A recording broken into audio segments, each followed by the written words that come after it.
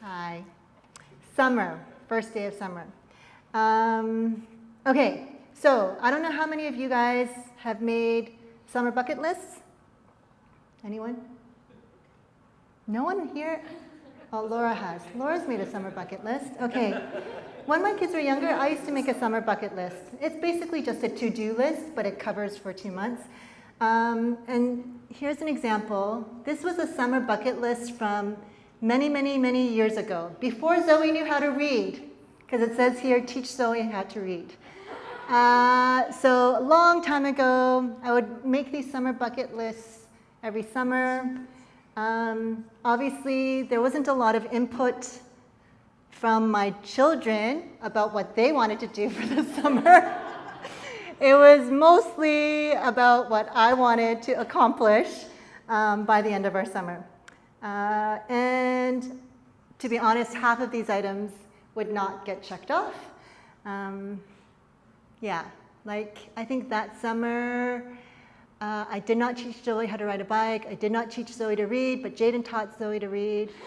I didn't teach Zoe basic piano. I didn't help Jaden master her multiplication tables. Jaden did not learn how to do the splits. I did not teach Jaden how to cook basic meals. Jaden did not know how to braid her own hair by the time, and we definitely didn't go running once a week. More than half of those things we did not finish. As I get older, obviously these summer bucket lists kind of go out the door. But I do feel like it's not just because my kids are older. I feel like as I get older, summers just go by way quicker, right? And I feel like that by the end of the summer, I feel like, whoa, where did those 2 months go? And honestly, more often than not, I usually feel very dissatisfied with how the summer went.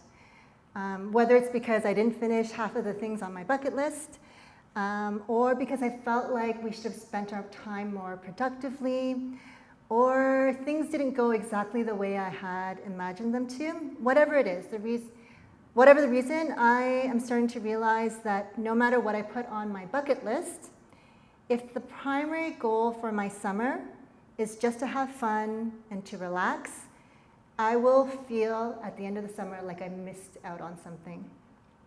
And this is why. We were created to be people who love God and love our neighbor. And for us to experience true joy, true contentment, we have to be doing what we were created for. That's just the nature of who we are as God's creation. And if all we do for the next 2 months is focus on ourselves having fun, or focus on ourselves relaxing, or focus on our kids accomplishing some kind of skill, we are going to end up feeling like we're missing something. That does not mean that all of these things on this list are bad things. And if you have things on your list like barbecues with your family, camping, berry picking, sleeping in, whatever is on your summer bucket list, it does not mean that those things exclude loving God and loving our neighbor. But can we do all of those things without even thinking about God once? Absolutely. Can we do any of these things without ever thinking about how can I bless my neighbor? For sure. And that's the issue. If we are not intentional about how we want to spend the next 2 months, they might end up being a couple of pretty good months, where you got to hang out and relax. But for many of us, as people who call ourselves followers of Jesus, if we don't make intentional room and space to connect with God over the summer, to connect with God in such a way that you and your family actually experience true joy, true peace, true love, you're going to feel a little bit like you missed out on something. And honestly, I don't want another summer to pass by where I wish I could have spent my time differently, where I wish I could have been wiser in the way that I had allocated the hours that I have this summer. Paul writes to the Ephesians, so then be careful how you walk, not as unwise people, but as wise, making the most of your time because the days are evil. So let's apply that to our summer. So then, pay attention to how you are living your life in the next 2 months. Not as unwise people, but as wise, making the most of your summer because the days are evil. Summer doesn't mean that we get to take time off from being Christians.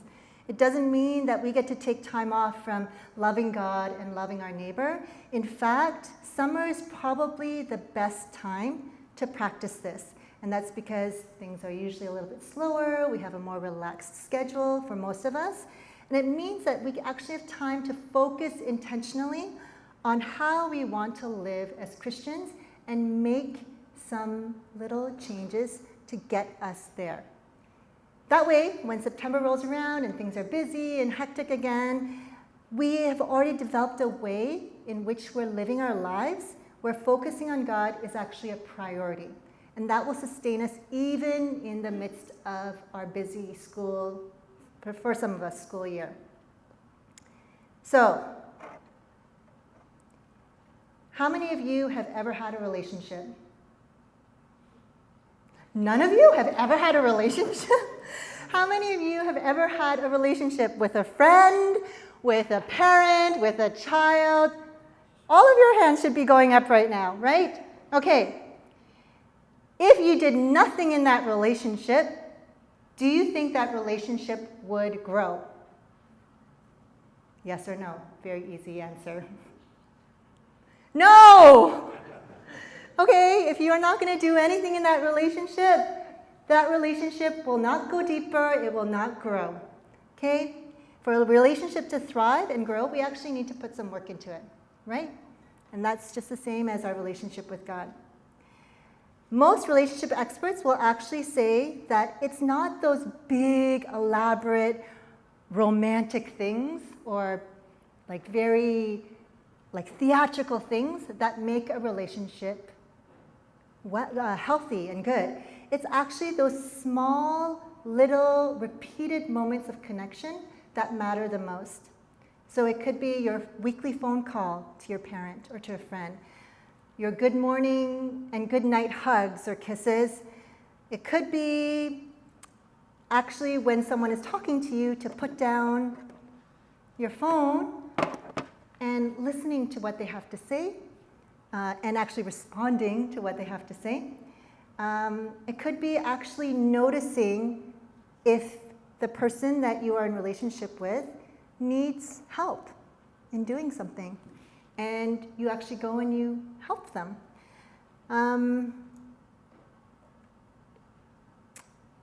You guys, do you see what is required of all of those little things?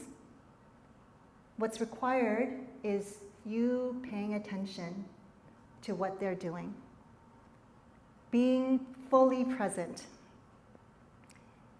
Because really, you can't know what the other person wants or needs unless you are paying attention to what they are doing. Andrew Sullivan, he's an English-American writer. He wrote this article called "I Used to Be a Human Being." And it's about his detox journey from the digital world. And he writes this about attention. He writes, "You are where your attention is. Truly being with another person means being experientially with them, picking up countless tiny signals from the eyes and voice and body language and context, and reacting, often unconsciously, to every nuance. These are our deepest social skills, which have been honed through the eons. They are what make us distinctively human." And he goes on to say that actually, as human beings, we are starting to lose those social skills. We're starting to lose being able to pick up on those little, you can tell, those of us who have had really close relationships, you can tell when something you've said has not hit the right way, right? There's that little, or the twitching of the eye or something, that if you're not present with that person and watching them and speaking to them and hearing them, you would not be able to pick up. And this author is saying that we are starting to lose that as human beings. So to be in a relationship that is thriving and growing, you need to be fully present. And that's the same thing with our relationship with God. It doesn't completely translate because God is not like an insecure human being, right? He's not an attention seeker. He doesn't need affirmation from us. He doesn't actually even need us to like be like, God, what do you want to, how can I fulfill your every need? How can I fulfill, like he's not that person, right? But he does want our attention. He does want us to be fully present with him. Not for himself, but because he wants to bless us. When we are fully present with him, when we are giving him our 110% of our attention, that is when we can receive more fully his love for us. That's when we can know him better. That's when we can know his will for us more. It's also a time when we are completely in his presence and when we're giving him our full attention. That is also the time when things that are inside of us that are maybe keeping us from being the people that we are called to be start to bubble to the surface. And that's when he can start healing us and transforming us. God is always present with us, fully present. His attention never falters from us. He's never distracted when it comes to us. The problem is that we have a hard time being fully attentive to God. We have a hard time being fully attentive to the things that God is doing in our everyday lives, and it has become more and more difficult in this age of digital distraction. Many of you guys know this quote, right? For those of you who've read John Mark Comer's Ruthless Elimination of Hurry, you know this. Hurry is the great enemy of spiritual life in our day. You must ruthlessly eliminate hurry from your life. So Dallas Willard said this in the late 1990s. But I wonder if he were still alive today, if he would change hurry to distraction. So Andrew Sullivan, the author that I quoted before, he writes this: the greatest threat to faith today is not hedonism, so that's like going all out in your pleasurable sins, but it's actually distraction. I think all of us agree, right, that we live in an extremely distracted world. And there are many things at our fingertips that distract us from the important things. We know when we are in a hurry, we are distracted, but distraction occurs even when we're not hurrying, right? A recent study showed that we touch these things on average 2,617 times a day. It's a lot. And actually, it said an average of like 3 hours and 20 minutes of screen time a day, which I think actually is kind of low. So I think they're asking like teenage or kids without cell phones, because that seems kind of low in terms of average. A recent study showed that American college students switch tasks every 65 seconds. And they focus on a single task for only 19 seconds at a time. So that's like, you guys have already gone to other places while I've been talking to you because you cannot focus. We distract ourselves because, in all honesty, it actually feels easier, right, to live distracted lives than to be fully present and have to deal with the discomfort and the hard things in our life. It's much easier to get our dopamine hits when we are distracted. We can entertain ourselves, we can escape from our feelings, our problems, our issues. We don't have to really think about the stuff that we actually need to work on. We don't have to think about how our actions or inactions have affected someone else today. We don't have to think about how messed up we are or how messed up the world is. We don't have to think really deeply about anything because we can just scroll past all of the painful realities. And in essence, we are living what they call shadow lives, where we're not able to feel truly joyful or completely sad, but we feel just okay. I feel okay. But that's not the life we were created to live.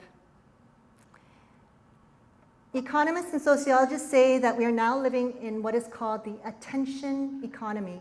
Have you guys heard of that phrase? I just learned it. This is the idea that in a world that is overflowing with information, human attention becomes the scarce resource. And now companies and organizations and corporations are now competing for that scarce resource, for your attention.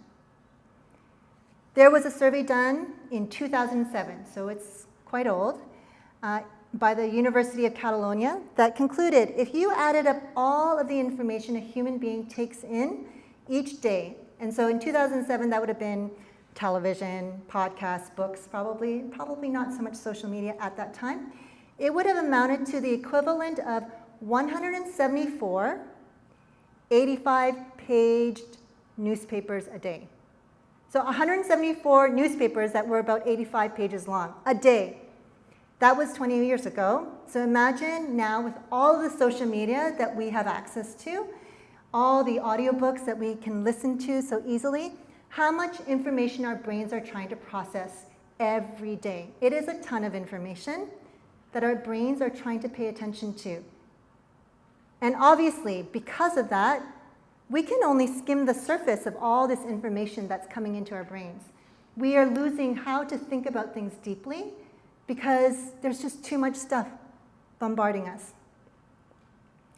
The issue for us as followers of Jesus is because we actually know that what captures our attention, what we repeatedly give our attention to over and over again, shapes what we value, shapes what we love, what we worship, and it shapes how we live in this world.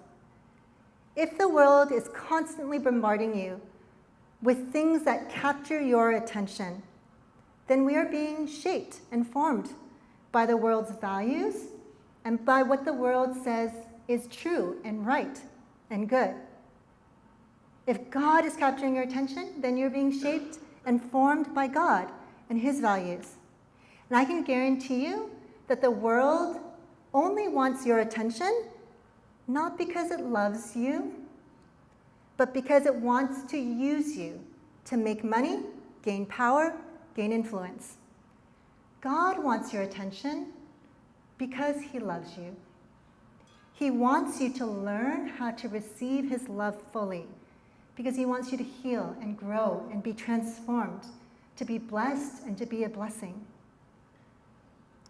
So what does this have to do with our summer bucket list? Well, guess what? I want you guys to try something new. If you've never made a summer bucket list before, write a summer bucket list. But on it, be very intentional and deliberate about what you are going to write. Be more intentional and deliberate this summer about where you are directing your attention. This is a perfect time to detox from the world's overload of information. It's a perfect time to free yourself from the way the world is shaping you and allow God to capture you in His beauty and in His truth and in His love. I don't want to miss out, and I don't want you to miss out on the things that God wants to show you this summer. But you must be able to be present and give Him your full attention. So, I'm just going to skip this. One of the first things we need to do to make paying attention to God a focus of our bucket list is to determine what is receiving most of our attention.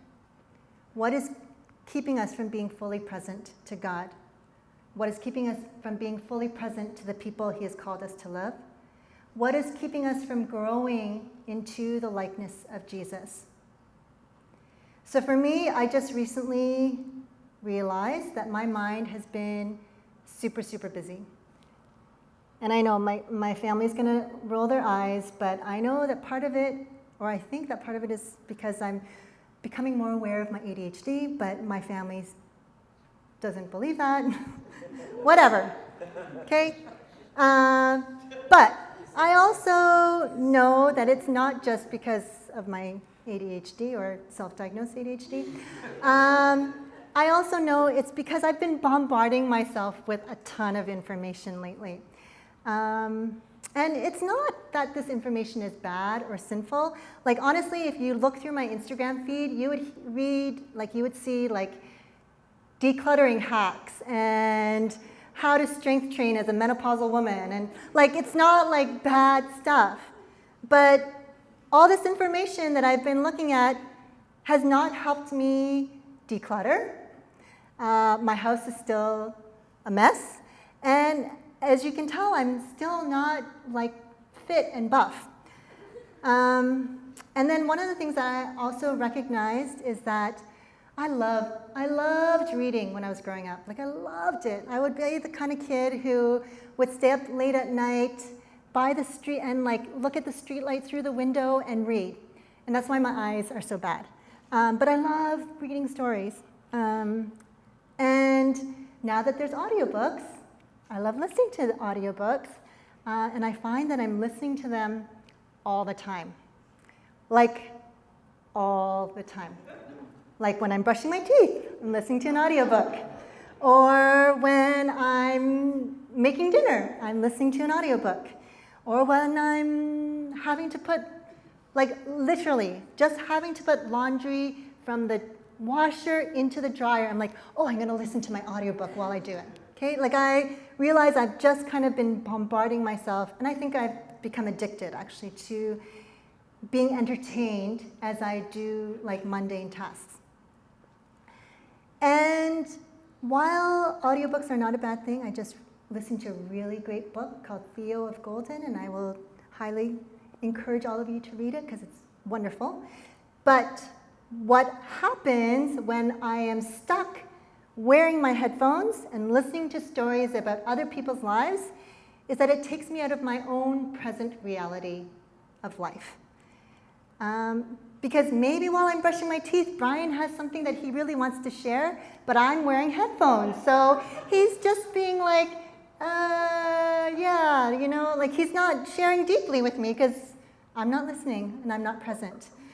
Or maybe as I'm making dinner, my kids are Mom, I want to share with you about this, or Mom, can I, ask you about this? But I've got my headphones on, so don't disturb me as I'm chopping vegetables. And I realize that I'm just not very present with the people in my lives. Also, what if God wants to show up? What if God wants to say something to me as I'm doing these everyday things? Most of the time, thank God that I can't bring my headphones into the shower, because honestly, God talks to me in the shower so much, and I feel like if I was able to bring headphones into the shower, I would miss out on so much of what God is saying to me. So I am missing out, right? I'm too distracted by what is going on in my headphones to actually pay attention to what is happening around me, to what my people around me are needing and wanting, and what God is saying to me. So I decided, I think it's been a couple of weeks now, to try and take the headphones off and just be as present as possible. Although when I am cutting back my blackberry bushes, I do have to admit I put my headphones on because I just need some help doing that. But I've been trying really hard to not wear my headphones and listen to audiobooks while I'm doing just my household tasks. And it's been actually really hard. It's boring. It's so boring. And it's not comfortable. I've been struggling. I've been really wanting to put my headphones on. And I realized, you know what, Doris, this is something you need to work on. I need to practice and train myself to be okay with doing hard, uncomfortable, boring things and allow God to show up whenever He wants to. Or be present with my family and notice when they need something or want to share something with me. So I'm just confessing to you, okay? I'm not perfect, obviously. And you guys can keep me accountable. But I'm hoping that by the end of the summer, that as I've practiced being more present, not listening to audiobooks for every single thing, that God will use that time and that space to form me and to hopefully make me more like Jesus. So, what will it be for you? How can you make yourself more present and more at attention to what God is doing in your life? So maybe for some of you, I know some of you guys used to practice Sabbath once a week, and it's kind of maybe died down a little bit. Maybe this summer you can try practicing Sabbath once a week again. Maybe it's fasting from social media once a week and just kind of seeing what God are you going to do when I put down my phone and just kind of see what you're doing out in the world. Maybe when you're going for a walk or you're working out, don't put earphones in. Don't listen to music and just be okay with it being quiet while you're walking or while you're working out. Maybe God wants to say something to you in that and you're missing out because you're listening to beats. Maybe it's adding things, right? Like starting and ending your day in a prayer. Like, good morning, God. What will you have me to do? What will you have me do today? And where can I meet you? And then, good night, God. I love you. Meet me in my dreams. Instead of reaching for this thing, okay? And maybe it's just actually just saying, Lord, I want to be intentional about paying attention to what you're doing in everything today. So as I'm driving to work, as I'm standing in line at the grocery store, as I'm talking to my friends or my coworkers, maybe it's just saying, Lord, help me to pay attention to where you are and what you're doing, even in the midst of those things. So, what is your plan? I'm going to give you guys now the rest of this time to just discuss with one another. You can talk about what you're going to do for the summer. That can be a nice warm-up question. But what I would really like you guys to talk about is what is keeping your attention right now?